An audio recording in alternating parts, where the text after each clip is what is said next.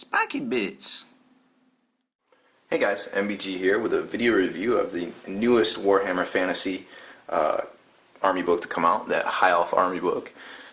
Obviously there's a little bit of controversy about why the High Elves got a book way ahead of, say the Wood Elves or whatever, but that's we don't have any control over that. So we got the High Elves now, and that's cool. It's a new book. We've been seeing a lot of books this past 6 months here, and it's always good to see a new book come out for any army or for either system really. But there's always going to be controversy from people that feel slighted, I guess. But anyways, I played High Elves actually in early this edition, 8th edition. Before, I don't know, I guess like a lot of people, I just kind of got disenfranchised with the whole way things are going with 8th edition, and I just kind of haven't really stuck with it, which is kind of unfortunate because I actually really enjoyed Warhammer Fantasy, and I kind of owe it to myself to kind of get back into it.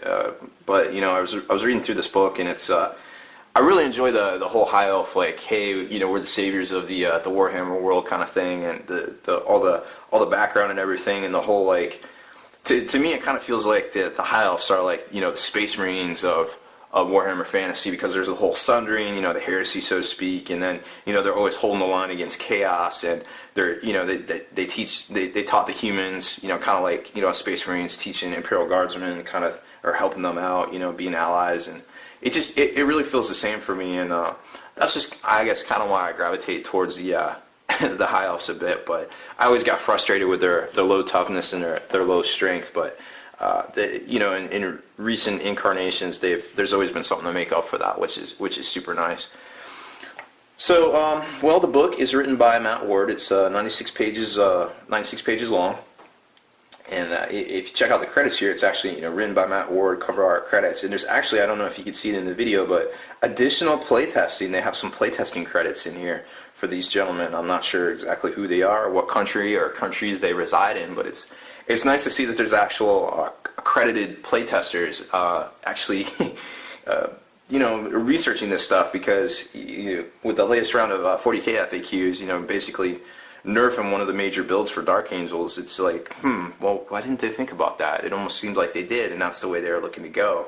But anyways, that's a whole nother topic in and of itself.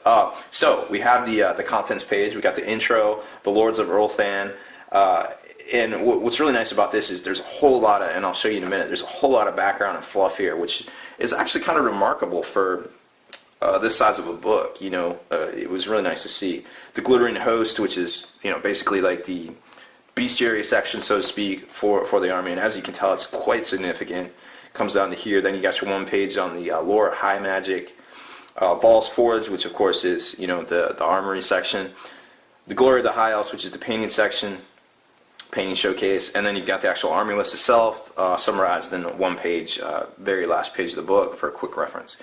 So like I said, there's a ton of background, a ton of things going on here. What I really liked about this book is they have the whole section from early history of High Elves. They have all the reigns of the kings in here, which is really cool, and like this is all of the reigns of the kings and up to the current king. And it was just kind of a neat read, and then they splashed in some of the newer units and different things like that, which I thought was kind of nice, because they add to the fluff.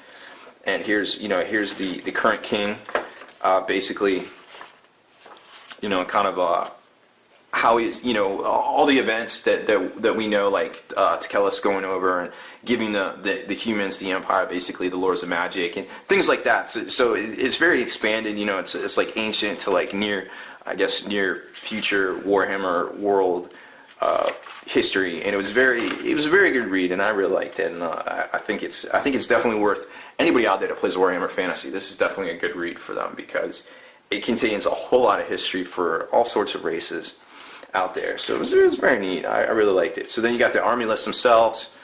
Then you get into just the HQ Lord section basically, and it kind of goes from there. So then you get jump a bunch of pages to the double page lore of high magic, which is of course your high magic. And once again, High Elves contains some of the best casters out there, including Tekellus. Then you've got the Val's Forge, which is basically like your super special pieces of magic items. and different things. And there, of course, there's always restrictions on all that. Glory of the High Elves, which is the spectacularly painted models to, you know, that we can all kind of aspire to. And I haven't put one of these together yet, but I'm really hoping somebody picks one up today or tomorrow and kind of assembles it up here at the store, because I really want to see how they look. Then we get into the actual army list itself, which I really like this. I think this is the first time it's been like a lighter look to it. It's easier on the eyes, and I just think it's a lot easier to see. It's not that conventional, like kind of tannish kind of look, and you can see it a lot better, and I really like it, and I hope they aspire to make this more simple. And if you get the digital version, I downloaded the test of it, and I kind of think that's probably their best book, digital version of the book. Yeah, they did a really good job with it, and I'm very hopeful that they continue to get better, because some of the earlier books, the digital versions, were very basic and hard to use, and unless you use the glossary, it was very hard to find stuff. So I'm glad to see that they're going in the right direction here. And then, like I said, the very last page is your summary page.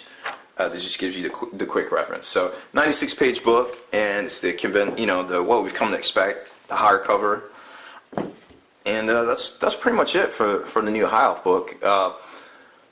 Going over to some of the new units, I definitely want to dive into that here in the next video, because there's a lot of changes, and a lot of things got better, some things got worse, but I think overall they really did a good job with this book rules wise. If if you feared to kill us in the past, well, still might be the case. But word on the street is Fate Weaver's a bad mofo as well. So anyways, we'll kind of come back to that here shortly. So anyways, that's just a quick brief review and overview of the new High Elf Army book for Warhammer Fantasy. I'm MBG Rob Barrett. Thanks for watching my video.